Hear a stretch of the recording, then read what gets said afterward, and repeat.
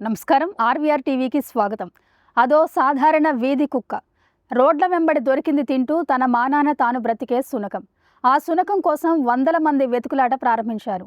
ఆ కుక్క కోసం పోలీసులు సైతం ఊరంతా జల్లెడ పడుతున్నారు. ఇంతకీ ఒక వీధి కుక్క కోసం ప్రజలు, పోలీసులు ఎందుకు వెతుకుతున్నారనే కదా మీ అనుమానం? అక్కడికే వద్దాం.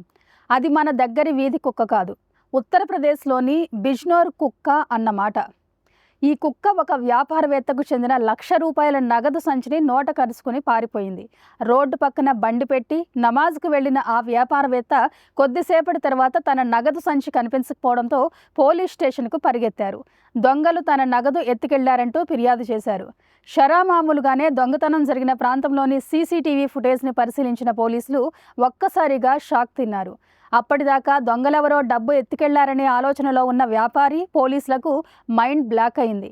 ఇక వ్యాపారవేత్త బంధువులు, స్నేహితులు, పోలీసులు ఆ శునకం గారి కోసం ఊరంతా జల్లెడ పడుతున్నారు. ఇప్పటిదాకా ఆ వీధి కుక్క ఆచూకీ ఎవరికీ దొరకలేదు. దానికోసం వెతుకులాట ఆగలేదు.